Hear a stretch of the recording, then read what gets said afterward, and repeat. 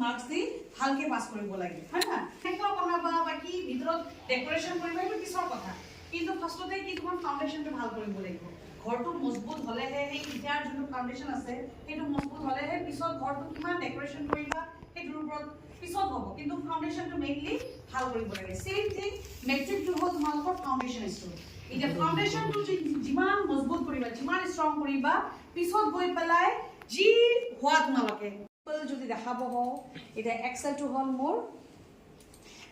হল মোর তোমার যি কোনো ক্যালকুলেশন করা সেটোর কারণে কাম হল এক্সেল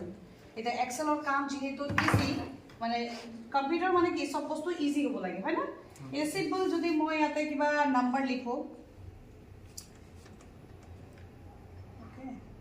সাপোজ মই দি আছো ইয়াতে সিরিয়াল নাম্বার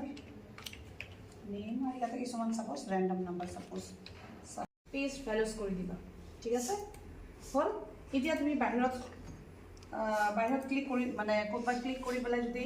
ডিলিট মাৰা আৰু একো নহয় ঠিক আছে এটা সিম্পলি টোটাল কৰিব গলে এটুক ইয়াত 40% পাইছিলে 50% পাইছিলে আজিকালি কি সিস্টেম নাই আগতে আইটিআই বুলি কওঁতে মানে মানুহ চিনি পোৱা নাছিল এতিয়া আইটিআই খন এনেকুৱা time to time he flow কৰিব আৰু time to time he charge হৈ গৈ থাকিব চেঞ্জ হৈ গৈ থাকিব আমাৰ হল প্ৰকাৰ এটা হল এসি এটা হল এটো জয়েন কৰা লাগিব তো ওয়ান ওয়ে সুইচ বুলি কয় দোকানী কিছুমান মানুহে হয়তো নাম নেজানিব পাৰে দিব নালাগে তুমি ইয়াতে এক্সট্ৰাকে তোমাৰ গ্ৰীন কালাৰৰ বাটন আছে তাতে ওচৰত গলে তোমাৰ প্লাছ সাইন দি আহিব তেতিয়া লেফট ক্লিক ধৰি পেলাই কন্ট্ৰোল ধৰি পেলাই যদি টানি দিয়া এনেকে নাম্বাৰিং হৈ যাব